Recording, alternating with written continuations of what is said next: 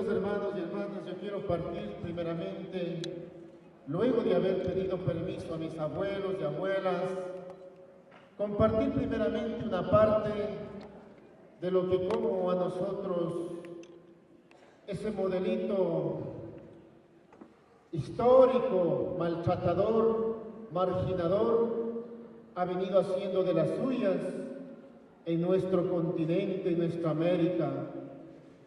En ese sentido, yo quiero decirles que las visiones convencionales de desarrollo es directamente decirles que el sistema socioeconómico de producción condiciona en un grado u otro hasta los últimos aspectos de nuestras vidas, desde nuestras relaciones personales y profesionales hasta nuestra relación con nuestro entorno natural y nuestra salud. Sin duda, el sistema educativo no permanece al margen de esta influencia. El sistema educativo actual es moldeado por los capitales para que responda a sus intereses competitivos de acumulación insostenible social y medioambientalmente. Actualmente las visiones convencionales de desarrollo se reducen el concepto a una noción exclusiva de crecimiento económico. Estas concepciones han conducido las políticas públicas nacionales y la acción de organismos internacionales y, aunque han generado algunos resultados positivos, también han demostrado los problemas estructurales de esta perspectiva del desarrollo. El primer problema es que los frutos del crecimiento no se han repartido equitativamente. La inequidad social entre los hogares del mundo es más severa. El 10% más rico del mundo acapara en el año 2000 más de la mitad del ingreso mundial, es decir, 54%, y casi 3/4 partes del 74% estaban apropiadas por el 20% más rico. La mitad más pobre de la población mundial apenas recibía el 8% del ingreso total. El coeficiente de Gini mundial llegaba al 0.68, según las fuentes de Dijkstra-Bouw 2005. El segundo problema es la falta de asociación entre crecimiento económico y mejora en calidad de vida. En Estados Unidos, por ejemplo, el ingreso familiar del 10% más rico ha ascendido un 61% entre 1983 y 2011, hasta llegar a alcanzar los 254.000 millones, mientras que para el restante 90% el ingreso ha disminuido al 1% en el mismo periodo. El tercer problema, y quizás el más severo, es la falta de sustentabilidad del crecimiento económico alcanzado. Aunque la economía mundial continúa creciendo a ritmos superiores o cercanos al 3% anual. Este crecimiento carece de sustentabilidad, ya que la huella ecológica del planeta superó desde 1978 la capacidad natural de soporte de los ecosistemas frente a la actividad humana. El diagnóstico de la educación en el mundo, la UNESCO en el 2016, en el informe de seguimiento a la educación en el mundo define que hay una necesidad apremiante de nuevos enfoques.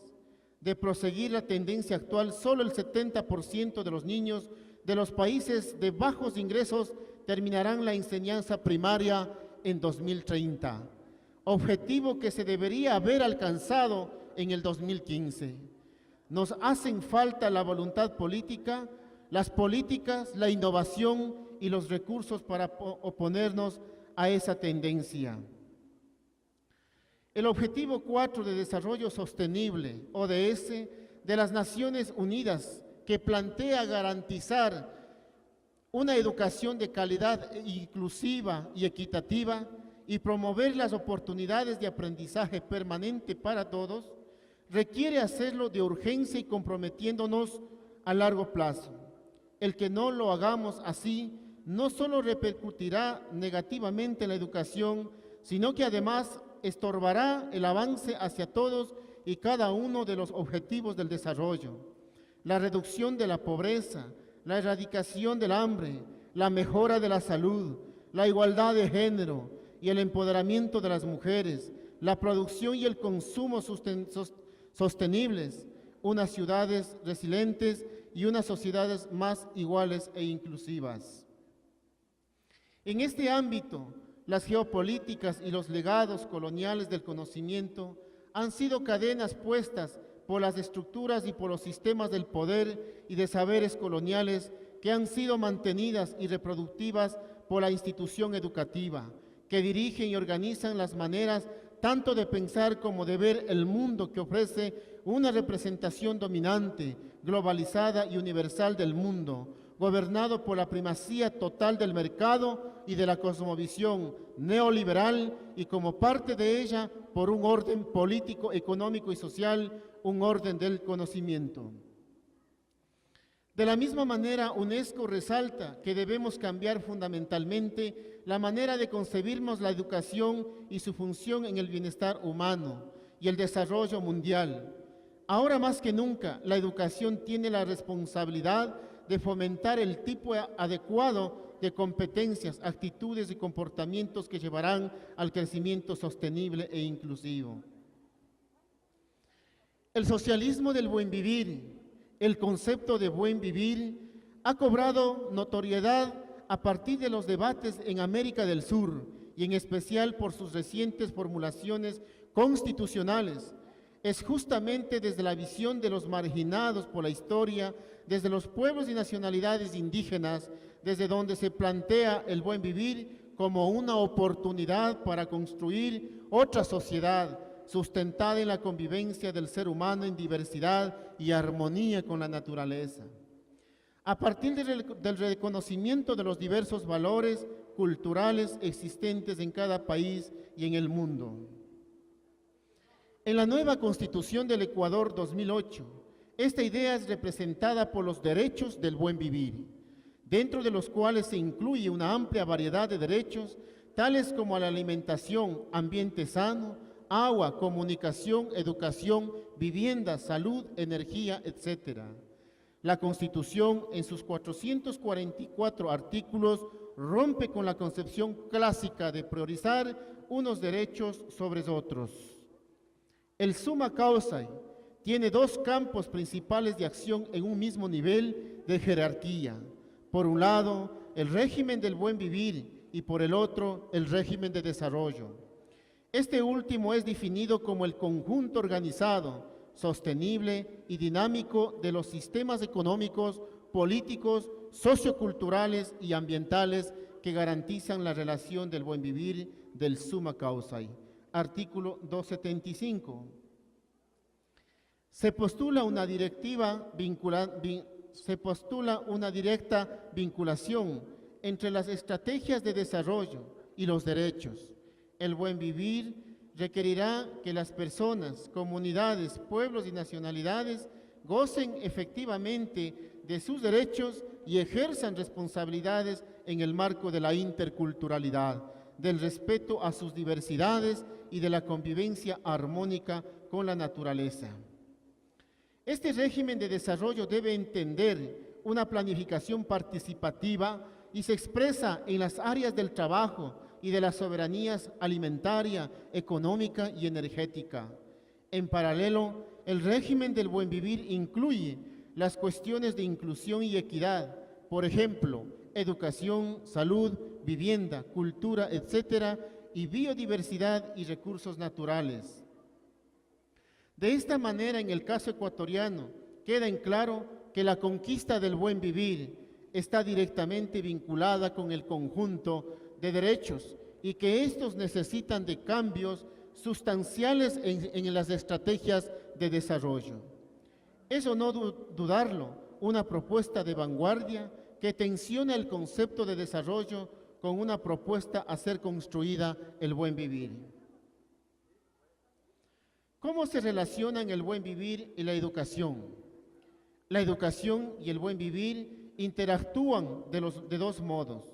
Por una parte, el derecho a la educación es un componente esencial del buen vivir, ya que permite el desarrollo de las potencialidades humanas y como tal garantiza la igualdad de oportunidades para todas las personas. Por otra parte, el buen vivir es un eje esencial de la educación, en la medida en que el proceso educativo debe contemplar la preparación de futuros ciudadanos con valores y conocimientos para fomentar el desarrollo en el país. ¿Qué significa implementar el buen vivir desde la perspectiva educativa? Hablar de la educación para la sociedad del buen vivir requiere un nuevo sistema de educación que tendrá como centro el sujeto que aprende y funcionará de manera flexible y dinámica, incluyente, eficaz y eficiente. Integrará una visión intercultural acorde a la diversidad geográfica, cultural y lingüística del país y el respeto a los derechos de las comunidades, pueblos y nacionalidades. Así entendido, el buen vivir daría sentido a un enfoque educativo en el marco de la aceptación de la diversidad, la pluriculturalidad y la multinacionalidad, y la necesaria práctica de la interculturalidad. Su inclusión es la educación, y la educación para el logro del buen vivir implica esfuerzos, capacidades, acciones nuevas y diferentes que van a requerir más energías, compromisos e inteligencias que las que pudimos haber puesto en juego hasta ahora. Implica pensar en una nueva educación desde la diversidad, interculturalidad y el summa causae. Una educación para el buen vivir y para la consecuente práctica de la interculturalidad requiere de manera indispensable pensar en otras opciones y prácticas pedagógicas, reconocer los caminos recorridos, valorar y aprender de las experiencias existentes en educación, apostar por otras alternativas pedagógicas. Una educación para la práctica de la interculturalidad. Logro: una sociedad democrática, equitativa, inclusiva, pacífica, promotora de la interculturalidad, tolerante en la diversidad y respetuosa de la naturaleza. Una pedagogía que tiene que ser forjada con los oprimidos y no solo para los oprimidos.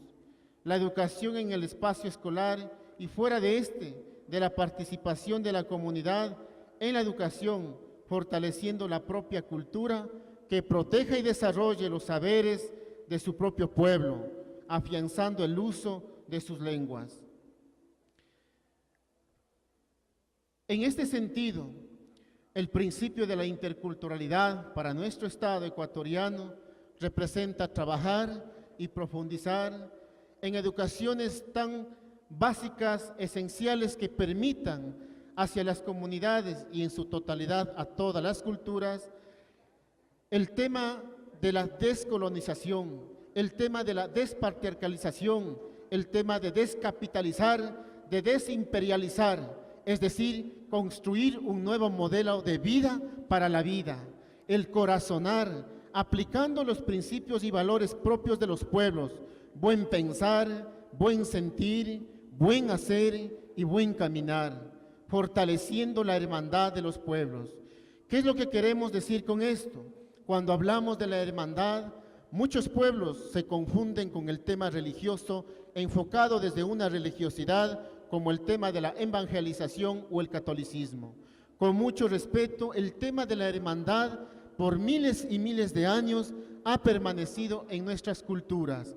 La construcción, sobre todo, y el fortalecimiento del chachahuarmi, como dicen nuestros hermanos bolivianos, y el tema del jarihuarmi en nuestro pueblo, Estado ecuatoriano, es importante para tratar de acabar con el tema de la discriminación a la mujer, de la discriminación racial, y en ese sentido también construir una sociedad más justa, una sociedad realmente respetando en esta gran diversidad.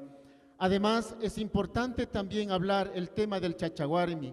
Hoy, Occidente habla mucho de la reconstrucción del feminismo. Nosotros como pueblos indígenas por miles de años la hemos mantenido, pero sí tenemos que decir con pena que también el tema de la aculturalización ha penetrado en las culturas indígenas y ha tratado de socavar el tema del poder, es decir, queriendo romper con el poder de la mujer y simplemente queriendo valorar con el poder del hombre.